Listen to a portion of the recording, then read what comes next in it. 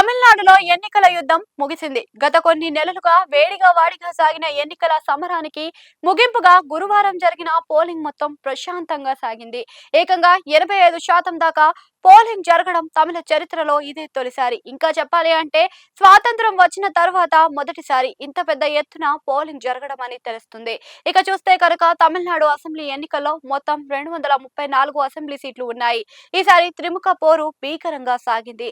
అధికార డిఎంకే, ప్రతిపక్ష అన్నా డిఎంకే కూటమితో పాటు ఏ పార్టీకి పొత్తు పెట్టుకొని దళపతి విజయ్ కొత్త పార్టీ టీవీకే కూడా రేసులో దూసుకొని వచ్చింది.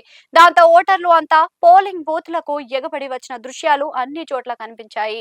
ఇక తమిళనాడు మొత్తం ఓటర్ల సంఖ్య 5.73 కోట్లుగా ఉంది. ఇందులో 2.93 కోట్ల మంది మహిళా ఓటర్లు ఉంటే 2.83 కోట్ల మంది పురుష ఓటర్లు ఉన్నారు.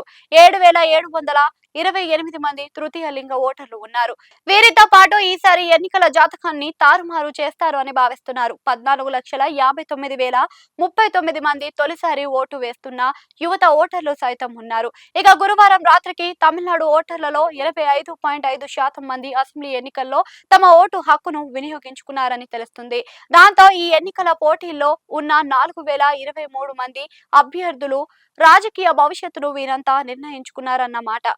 ఇక ఇక చూస్తే కనుక ఈసారి తమిళనాడులో పోలింగ్ సజావుగా సాగింది. పోలింగ్ బూత్ల వద్ద ఓటు వేయడానికి ప్రజలు ఉదయం 7 గంటల లోపే బారులు తీరడం మొదలైంది.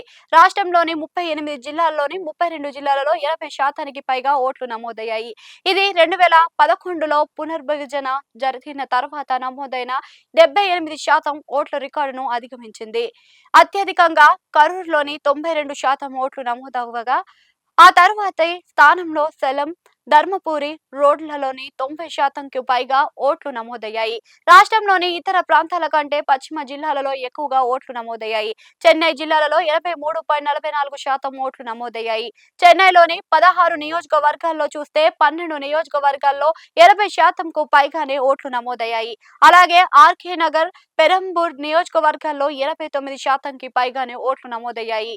పెరుందరై అసెంబ్లీ నియోజకవర్గంలో 92%కి పైగానే, భవానీలోని 91%కి పైగా ఓట్లను నమోదయ్యాయి. ఇదిలా ఉంటే ఈసారి తమిళనాడు ఎన్నికలు కురుక్షేత్రానికి తలపించాయి.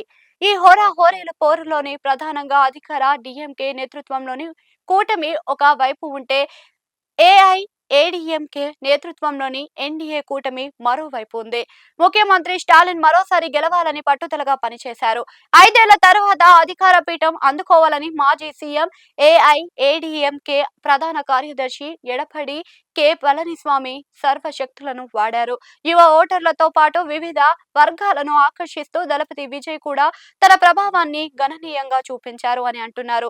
చాలా పోలింగ్ బూత్ల వద్దకు పలువురు యువ ఓటర్లు టీవీకేకు మద్దతుగా భావిస్తున్న రంగుల కోడ్ ను కలిగిన దుస్తులను ధరించి రావడం బట్టి చూస్తే విజయ్ జోరును కొట్టిపారేయడానికి లేదు అని అంటున్నారు. ఈసారి భారీ స్థాయిలో ఓటింగ్ శాతం పెరుగుదలకు కేంద్రం ఎన్నికల సంఘం చేపట్టిన సంస్కరణల కారణంగా బీజేపీ పేర్కొంది.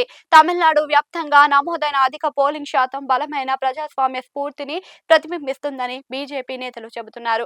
ఈ అధిక పోలింగ్ అన్నది ఎన్డీఏ విజయానికి ఒక నమ్మకమైన సంకేతమని బీజేపీ నేతలు ధీమాగా చెబుతున్నారు. ఇలా ప్రశాంతంగా చక్కగా ఎన్నికలు నిర్వహించిన ఘనత సర్ ప్రక్రియకే దక్కుతుందని అంటున్నారు. అధికార డిఎంకే అయితే మరోసారి తమదే అధికారం అని గట్టిగా చెబుతుంది. అలాగే టీవీకే నేతలు సైతం ఇది భారీ మార్పునకు సంకేతమని, అందుకే పోలింగ్లకు రికార్డులు బద్దలు అయ్యాయని అంటున్నారు. మే 4న ఫలితాలు ఎలా ఉంటాయో చూడాల్సి ఉంది.